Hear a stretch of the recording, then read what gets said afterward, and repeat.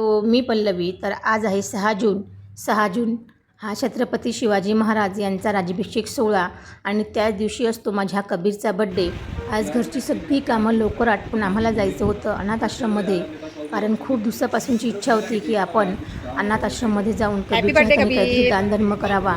पण योग नव्हता आणि अचानक योग आला आणि त्यातल्या त्यात अधिक महिना. तर इतकं छान वाटत होतं.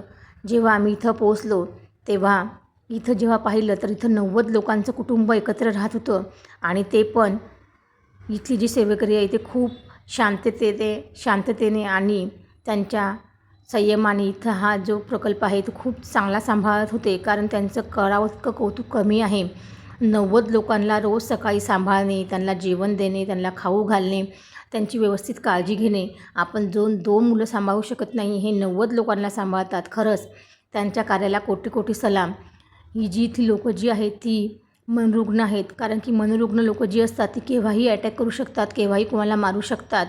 पण त्यांना हे व्यवस्थितरित्या सांभाळतात आणि सांभाळत नाही तर व्यवस्थित त्यांना स्वतःच्या पायावर उभे राहून समाजामध्ये त्यांना ते ठामपणे वावरण्यास एवढे सक्षम करतात. खरंच त्यांच्या कार्याला मनापासून सलाम आहे आणि या सलामासाठीच त्यांना खूप साऱ्या ट्रॉफ्या, सन्मानपत्र राज्यस्तरावर, जिल्हास्तरावर मिळाले आहे.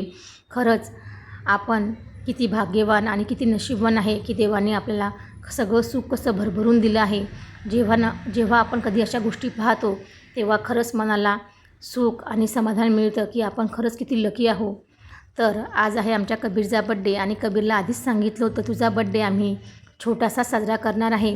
त्यामुळे कबीरला आधीच माहिती असल्यामुळे तोही काही जास्त रडला नाही, पण त्याला फक्त केक कटिंग करायचा होता, तोही 4-5 मुलांमध्येच. तशी माझी दोघी पण मुलं खूप समजदार आहे. मंजूला तुम्ही बऱ्याच वेळा पाहिलं असेल, ती तिच्या आईला खूप मदत करते, पण ती इतकी व्यवस्थित काम करते की तिला पाहून वाटतं की खरंच प्रत्येकाला मुलगी ही हवीच. थोडाफार पसारा तर होऊनच जातो मंजिरी काम करताना, पण ती काम करते तर तेवढा आधार पण होतो. आणि कबीरचा बड्डे असल्यामुळे मंजिरी नेहमी त्याला मदत करते, पण आज कबीरने मंजिरीला मदत केली, कारण की कबीरच्या मदतीशिवाय कुठलीच गोष्ट पूर्ण होऊ शकत नाही. आणि हा साईडला जो आहे तो आमचा जतीन आहे, माझ्या जावेचा मुलगा. हे दोघंजणं आणि त्यांची दिदी, ते दिदीला इतकी मदत करतात की दिदीला असं वाटतं की यांनाच सगळी कामं करू द्यावी, आपण इथून निघून जावं. पण कबीर इतका बदमाश असल्यामुळे तो तिला इतका त्रास देत असतो. जे काम फक्त 10 मिनिटाचं असतं ते कबीर कमीत कमी अर्धा तास त्यात सहज घालून देतो. आणि कबीरला आता रेडी करायचं होतं बड्डेसाठी, पण त्याला कपडे पण आपण घातलेले आवडत नाही, पण बटन लागत नाही, त्यामुळे त्यांनी ते मला लावू दिले. तर असो आता आमच्या कबीर बड्डेसाठी रेडी झाला आहे आणि बड्डे बॉय आता रेडी होऊन छानपैकी केक कटिंग करणार आहे. त्याची मित्र पण इथे सगळी जमली होती. आणि कबीरला अजिबात फोटो काढायला आवडत नाही, व्हिडिओ काढायला आवडत नाही. आणि जेव्हाही फोटो काढायचा असतात किंवा व्हिडिओ काढायचा असतात तो त्याचा पचका केल्याशिवाय त्याला अजिबात जमत नाही.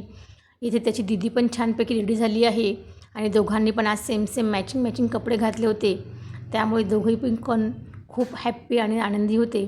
आणि जर तुम्हाला आमचे व्हिडिओ आवडत असतील तर नक्की लाईक करा, शेअर करा. आमच्या कबीरचा बड्डे आता सेलिब्रेट होणार आहे आणि कबीरची नोटिंकी पाहून तुम्हाला कळत असेल तो किती नाटकी मुलगा आहे. आता सगळे कबीरला पाहून चिडवत होते, कारण की त्याला फोटो काढायला अजिबात आवडत नाही. त्याला असं वाटत होतं कोणाला मारायचं आणि कोणाला नाही मारायचं, त्यामुळे त्याची प्लॅनिंग सुरू होती. पण केक पाहून तो फक्त शांत होता. त्याला केकवरची फक्त चेरी खूप आवडते आणि चेरीसाठी त्याने तो केक आणला होता. तर कबीरचा बड्डे छानपैकी सेलिब्रेट झाला.